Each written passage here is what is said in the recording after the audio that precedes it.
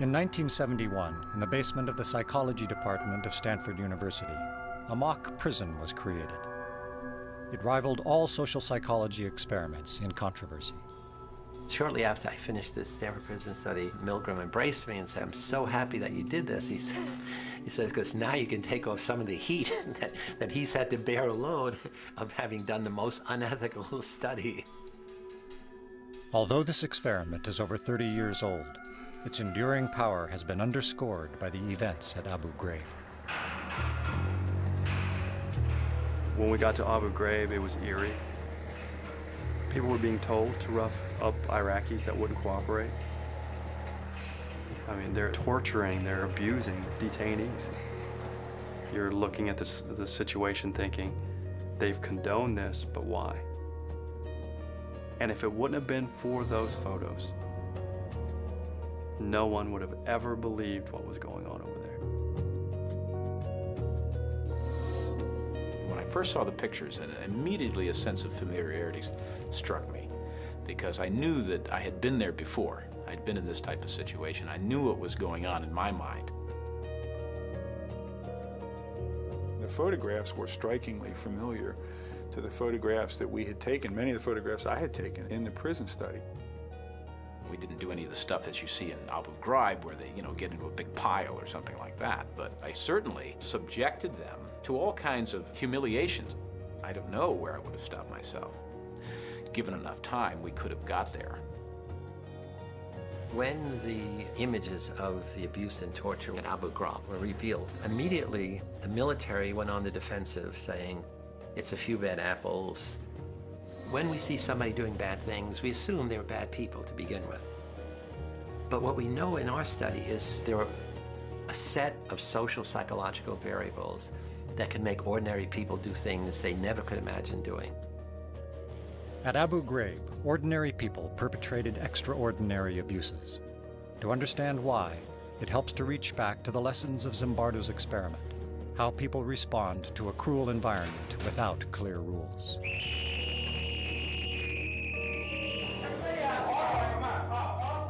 I think he and everybody else who came down into that situation got caught up into that situation.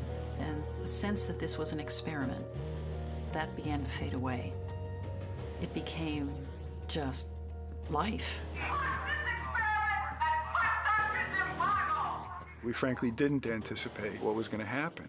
And we tried to really test the power of the environment to change and transform otherwise normal people, much as Milgram had changed or transformed otherwise normal people in an obedience situation. We wanted to do it in a prison-like situation.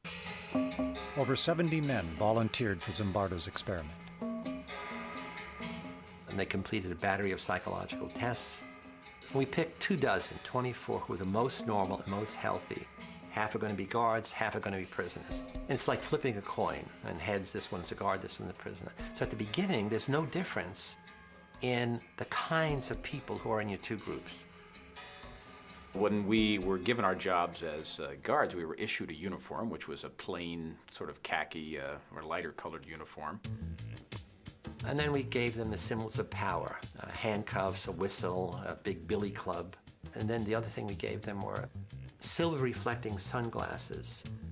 When you have mirror sunglasses on, then nobody can see your eyeballs. I think that anytime you put on what essentially is a mask, and you mask your identity, then it allows you to behave in ways that you would not behave if you didn't have the mask on. To make it more realistic, I had arranged with this Palo Alto Police Department to make mock arrests. When I was arrested, it was a surprise to me. I didn't think I was going to be brought to an actual police station. I didn't think I was going to go through a booking process. The guards then put a blindfold on them, stripped them naked, and then they put them in dresses, smocks with no underpants.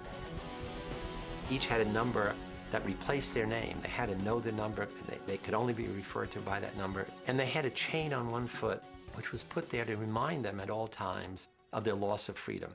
So all of these things produces a sense of being dehumanized. On On the first day, I said, this is not going to work. I mean, the guards felt awkward giving orders, and they'd say, okay, line up, repeat your numbers, and the prisoners start giggling. Hey, I don't want anybody laughing. 3, 2, 1. And then a very interesting thing happened. Dave Eshelman, who the prisoners named John Wayne, like he's a Wild West cowboy, he begins to be more extreme. I decided that I would become the worst, most intimidating, cruel prison guard that I could possibly be. I see in the future that you do work when you're told. Thank you, sir. Say it again. Thank you, sir. Say bless you, correction officer. I was sort of fascinated myself that people were believing the act, and I was trying to see how far I could take it before somebody would say, okay, that's enough, stop. We did have to do things like push-ups. We would have to sing things. At the beginning, we protested some of the actions. We did things to irritate the guards. So the guards' authority was challenged right off the bat. And the guards had to decide how they were going to handle that, and they had to decide it without our input. I mean, again, this was not a Milgram study in which we were standing over them telling them what to do. And they began to see the prisoners' behavior as a kind of an affront to their authority, and they began to push back. We would ramp up the general harassment, just sort of crank it up a bit. Nobody was telling me I shouldn't be doing this. The professor is the authority here. You know, he's the prison warden. He's not stopping me. This is unbelievable. They took our clothes. Hands off the door. There was the first evening a kind of rebellion that took place. The prisoners rebelled. They barricaded themselves in their cells and said, we refuse to come out. They took off their numbers. They didn't want to be de-individuated. They started cursing the guards to their face.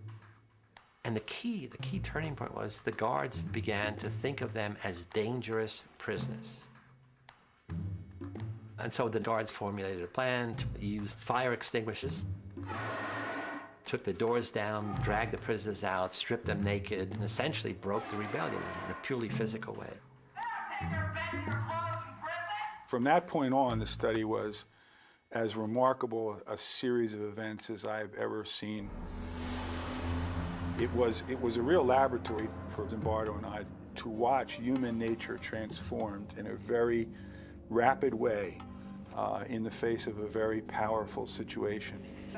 People really suffered. I mean, guards did terrible things to the prisoners. They punished them by putting them in solitary confinement, which was a small closet. You could squat or stand, but you couldn't sit, and it was dark and dank, actually. Every hour, every day, there's a teeny little bit more of an increment. And they're stepping up, taunting the prisoners. They're stepping up. The count's not letting them sleep. They're stepping. I don't think from 1 minute to the next, the people who are in it see the change and see the difference. You got a nice friend. You here was going to see who was a general get black. And then the next key thing happened beside the rebellion. Prisoner 8612, he was the first one to have an emotional breakdown. I feel really fucked up inside. You don't know. I gotta go. To a doctor, anything. I mean, Jesus Christ, I'm burning up inside. Don't you know? I'm fucked up. I don't know how to explain it. I'm all fucked up inside. Help me out! Help me now! At the time, if you had questioned me about the effect I was having, I would say, well, they must be a wimp. They're weak, or they're faking. Because I wouldn't have believed that what I was doing could actually cause somebody to have a nervous breakdown. It was just us sort of getting our jollies with it. Let's be like puppeteers here. Let's make these people do things. What if I told you to get down on that floor and fuck the floor? What would you do then? The guards now began to escalate their use of power. Some of them had prisoners clean out toilet bowls with their bare hands. They now taunt, humiliate, degrade the prisoners in front of each other, and they exert arbitrary control over the prisoners. They keep thinking of more and more unusual things to do. And very soon after the fourth day, things begin to turn sexual. You be the bride of Frankenstein, and you be Frankenstein. I want you to walk over here like Frankenstein and say that you love the true man. If you want to fully sort of humiliate somebody, then you want to get them in those things where their biggest fears are. And a lot of us have a lot of sexual hang-ups, and so that was part of that effort to humiliate them even further. Get up, Lord. I love you, true man. I love you, Jordan. You're smart, Jordan, you get down here and do 10 push-ups. The guards knew that had the coin come up heads rather than tails, they would have had the dress on rather than the uniform on. They knew that. So they certainly knew that the prisoners who were being mistreated had done nothing wrong to deserve the mistreatment. And yet the roles themselves were so powerful and the environment itself was so powerful that they ended up punishing those prisoners as though they had done something wrong. Prisoner 819 did a bad thing. We were told to chant something about how he was a bad prisoner. And at the time I went along with it, I'm thinking, what does this matter? We don't believe this, but we can go along and chant it. Because of what prisoner 819 did, myself is the best. Because of what prisoner 819 did, myself is the best. That night, he had a breakdown. Every day after that, another prisoner broke down in a similar way. Broke down, I mean, extreme stress reaction. We released another one on Tuesday, Wednesday, Thursday. Nobody who was in that study could deny that the prisoner breakdowns were genuine. They were scary to see. They were upsetting to us. They were unexpected, but they were very clearly the real thing. At some level, we understood that something was happening that we were no longer in control of. It was damaging people. We didn't quite have a grasp on what to do about it. One of the mistakes we made was that we hadn't built in time to step back and to look at what was happening and call it what it was, which was mistreatment. We were caught up in the events that were taking place. Or you can keep your blankets, and 416 will stay in another day. We got 3 against 1. Keep your blankets, 416, you're going to be in there for a while. So just get used to it. On the 5th day of the study, Zimbardo invited his girlfriend, recent psychology graduate Christina Maslach, to visit the mock prison. I had heard bits and pieces from Phil about what was going on. And then when I was down there that evening, it really was kind of a wow. The thing that really got to me was when some of the guards took the prisoners down the hall to the men's room. She looks out and sees a line of the prisoners with paper bags over their heads, each one holding the other one's shoulder. And they're leading them down the hall. And Phil comes over and look, you know, my God, look at that. And I looked up and something about it just, you know, again, it was the dehumanizing, demeaning kind of treatment. I couldn't watch it. And she said, it's terrible what you're doing to those boys. And she got tears in her eyes. I said, what? And she runs out. And I'm furious. I'm saying, look, this is, I run outside, we have this big argument. I'm saying, look, this is dynamics of human behavior. Look, it's fascinating, the power of the situation. So I'm giving her all the psychological basis, and what kind of psychologist are you? You don't appreciate this. And she said, I don't understand.